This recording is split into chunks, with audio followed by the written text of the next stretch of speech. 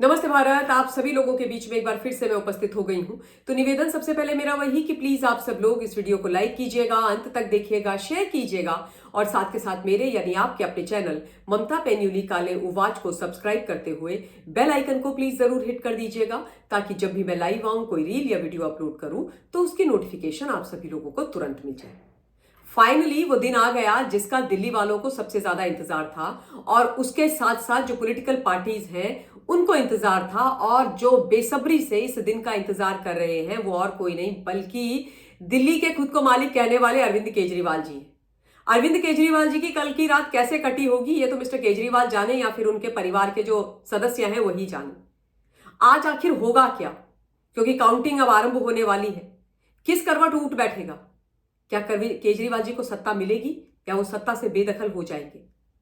यानी कि क्या दिल्ली की जनता ने तीसरी बार उनको दिल्ली का सिंहासन गिफ्ट कर दिया है, या फिर उनके भ्रष्टाचार और निकम्मेपन के कारण उनसे कुर्सी छीन ली है? कुछ समय में आप सब लोगों को पता चल जाएगा।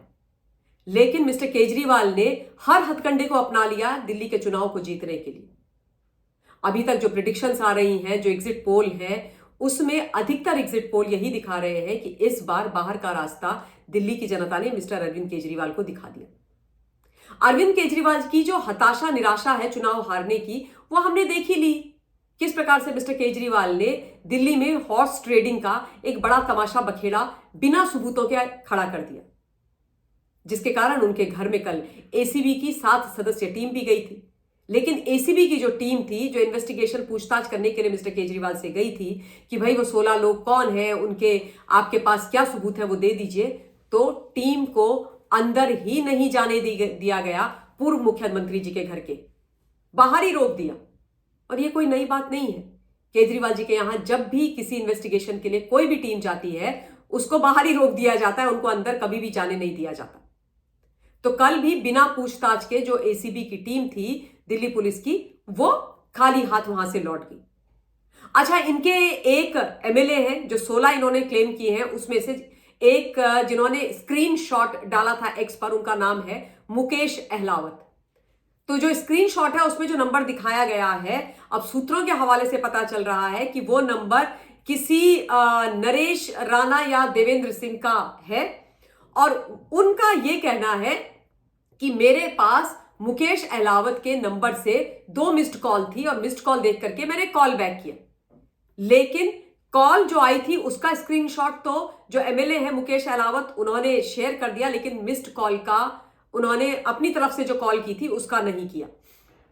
अच्छा, उसके अलावा इनका यह कहना है, जिनका नंबर स्क्रीनशॉट के द्वारा शेयर किया गया था, उन्होंने यह बोला है, सूत्रों के हवाले से जो खबर आ रही है वो मैं आपको बता रही हूं कि भाई मुकेश अहलावत तो हमारे सुल्तानपुर माजरा गांव के एमएलए हैं और मैं वहां का निवासी हूं। तो वैसे भी ऑब्वियसली विधायकों से तो बात होती है, जो आपके पब्लिक रिप्रेजेंटेटिव हैं उनसे जो जनता है वो बात करती है। अब यह मामला और भी इन्वेस्टिगेशन का बन जाता है कि मुकेश अहलावत ने आखिर क्यों इस व्यक्ति को 2 बार कॉल किए थे। तो खैर, ये पूरा मामला अब एसीबी इन्वेस्टिगेट कर रही है तो पता चल ही जाएगा, है ना। इन्वेस्टिगेशन करने के लिए जब एसीबी ने इस मामले में पूछताछ मिस्टर संजय सिंह से करी, तो यह खबर आ रही है सूत्रों के हवाले से कि संजय सिंह ने एसीबी के साथ कोऑपरेट नहीं किया एज यूजुअल, जैसा वो सीबीआई और ईडी के साथ करते रहे। बिल्कुल भी सहयोग नहीं किया, असहयोग आंदोलन उन्होंने अपना चला दिया। जब यह पूछा गया कि भाई वो जो 7 लोग आपने पहले क्लेम करे थे उन सब के आप डिटेल्स लाइए, टाइम लाइन दीजिए उनकी, उसके अलावा उनकी ऑडियो वीडियो रिकॉर्डिंग कुछ होगी तो वो दीजिए, कुछ नहीं दी गई। उसके अलावा यह भी प्रश्न बताया जा रहा है, एसीबी ने मिस्टर संजय सिंह से पूछा, जो मैं लगातार परसों से उठा रही हूं, परसों भी उठाया, कल भी उठाया, आज भी मैंने उठाया और ये एसीबी ने उठाया कि पहले आपने 7 लोगों का नंबर दिया कि 7 लोगों को कांटेक्ट किया गया बीजेपी के द्वारा और 15 करोड़ में बोला कि हम तुम्हें खरीदने को तैयार हैं, और उसके बाद वो नंबर 7 से सीधे 16 हो गया। तो 7 से 16 कैसे हो गया वो नंबर, है ना। ये कह रहे हैं कि भारतीय जनता पार्टी ने अप्रोच किया, बोला भाई 15-15 करोड़ रुपए ले लो, तो 7 से पहली बार 16 वो नंबर कैसे हुआ। और बाकी की जो चीजें हैं वो मैं ऑलरेडी आप लोगों के लिए कल के लाइव में बता चुकी हूं, तो इसलिए मैं उन चीजों को रिपोर्ट नहीं करूंगी। लेकिन ये जो पूरे का पूरा तमाशा था हॉर्स ट्रेडिंग वाला, खरीद फरोख्त वाला जो बनाया गया था, खड़ा किया गया था, उससे यह स्पष्ट कल ही मिस्टर केजरीवाल ने कर दिया था कि उनको डर है कि वो चुनाव हार रहे हैं, तो हार का ठीकरा कहीं ना कहीं फोड़ना है। इसलिए ये एक और कहानी इलेक्शन कमीशन के बाद, पुलिस के बाद, वो हाथ में इंक लगा करके 2000 रुपए देने के बाद गढ़ दी गई है। अच्छा, इस बार जो मुस्लिम वोट है उसके ऊपर भी बड़ी रस्साकसी रही। अब यह भी आज देखने वाली बात होगी कि आखिर जो मुस्लिम्स हैं दिल्ली के, उन्होंने किनको वोट दिया है। अरविंद केजरीवाल यानी आम आदमी पार्टी को दिया है या राहुल गांधी यानी कांग्रेस पार्टी को दिया है, और 2 सीटों में क्या उन्होंने मिस्टर ओवैसी के लिए वोट किया है, एक ओखला की सीट और दूसरी मुस्तफाबाद की सीट। क्योंकि पिछले 2020 के चुनाव में जो 5 मुस्लिम बाहुल्य सीट है, वो पांचों की पांचों आम आदमी पार्टी यानी अरविंद केजरीवाल के खाते में थी।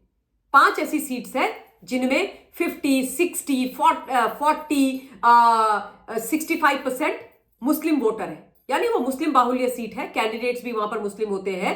तो पिछली बार वो सारी सीट आम आदमी पार्टी ने जीती थी, और वो सीट्स कौन कौन सी हैं? एक है मटिया महल की, दूसरी है बल्ली मारन की, तीसरी है सीलमपुर की, चौथी है ओखला की, 5वीं है मुस्तफाबाद की।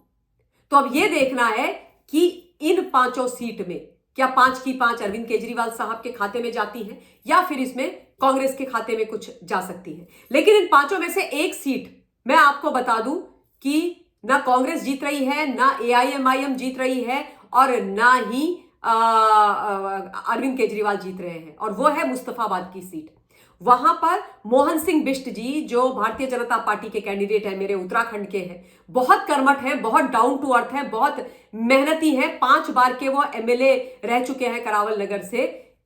पूरे जो चीजें हैं, ग्राउंड जीरो से जो रिपोर्ट आ रही है वो ये कि वो मुस्तफाबाद जीत रहे हैं, क्योंकि AIMIM ने वहां पर सीट अपनी टिकट ताहिर हुसैन को दी है। ताहिर हुसैन दिल्ली दंगों का मास्टरमाइंड, जेल की सजा काट रहा है, आम आदमी पार्टी का काउंसलर हुआ करता था, कद्दावर नेता हुआ करता था, केजरीवाल और मिस्टर मनीष सिसोदिया के बड़े करीबी था। लेकिन दिल्ली दंगों में जब उसके ऊपर बहुत बड़ा इल्जाम लगा, दिल्ली दंगों में उसकी भागीदारी सामने आई, तो फिर एक्सपेल कर दिया अरविंद केजरीवाल ने आम आदमी पार्टी से, और इस बार AIMIM ने उनको टिकट दिया। 4 दिन के लिए वो बेल पर भी बाहर आए थे मिस्टर ताहिर हुसैन, और उन्होंने खूब वहां पर अपना प्रचार किया था। खबर यह आ रही है कि आम आदमी से ज्यादा ताहिर हुसैन को जो मुस्लिम वोटर्स हैं उन्होंने वोट की है। तो जो समीकरण है वो बड़ा अजीबोगरीब दिखाई दे रहा है। उसके अलावा जो जंगपुरा सीट है जहां से मनीष सिसोदिया लड़ रहे हैं, वहां पर भी मुस्लिम वोट बहुत ज्यादा है, लेकिन फराज सूरी ने मिस्टर मनीष सिसोदिया का जंगपुरा सीट में बता रहे हैं कि खेल बिगाड़ा हुआ है। तो अब वहां पर भी ये देखने की बात बहुत मजेदार होगी एज डे प्रोग्रेसेस, और जैसे जैसे काउंटिंग आगे बढ़ेगी कि ऊंट किस करवट बैठेगा, मनीष सिसोदिया या कोई और, कांग्रेस बीजेपी, किसका पलड़ा भारी होता है। वैसे ही बाबरपुर, सीलमपुर आदि में भी जहां पर मुस्लिम परसेंटेज अच्छा है, वहां पर भी देखने की चीज होगी। कांग्रेस की जहां तक बात है, देखिए कांग्रेस 3 में ना 13 में है, क्योंकि कांग्रेस ने सरकार बनाने के एम से तो ये चुनाव लड़ाई नहीं, क्योंकि वो अच्छी तरीके से जानते हैं कि वो सरकार बनाने की स्थिति में है ही नहीं। उनका केवल एक एम था, अपने वोट शेयर को बढ़ाना, ताकि उनकी इज्जत बनी रहे, ताकि इंडिया अलायंस के अंदर भी उनकी थोड़ी बहुत इज्जत बनी रहे और इंडिया अलायंस वाले उनको गरियाए ना। इसलिए 4% से वो सोच रहे 5, 6, 7, 8 कुछ भी परसेंट वोट हो जाए, वो उनके लिए बोनस है। उन्होंने कैंडिडेट बेस्ड अपनी कैंपेनिंग भी रखी है, और इनके एक अभिषेक दत्त करके कैंडिडेट है कस्तूरबा नगर में, उनकी स्थिति स्ट्रांग बताई जा रही है, क्योंकि उन्होंने बताया जा रहा है ग्राउंड में बहुत अच्छा काम किया है। उसके अलावा जो दिल्ली प्रदेश कांग्रेस कमेटी के प्रदेश अध्यक्ष हैं मिस्टर यादव, उनकी बादली की सीट में बताया जा रहा है इन लोगों ने बहुत ताकत झोंकी है। ओखला की सीट में भी इन्होंने, जो इनकी महिला प्रत्याशी है, उसके लिए ताकत झोंकी है। तो ये उम्मीद कर रहे हैं कि हमारे को 0 से कम एक आधी सीट मिल जाए। पर जो भी चीजें होंगी वो आपको पता लग जाएंगी। मैं 8 बजे से लगातार, पहले रिपब्लिक पर, उसके बाद टाइम्स नाउ पर, उसके बाद कुछ और चैनल्स पर लाइव रहने वाली हूं। बीच में आकर के लाइव भी करूंगी, कुछ इंपॉर्टेंट ब्रेकिंग अपडेट होगा तो वो भी तुरंत दे दूंगी। लेकिन अभी के लिए इतना ही। बहुत बहुत धन्यवाद। जय हिंद।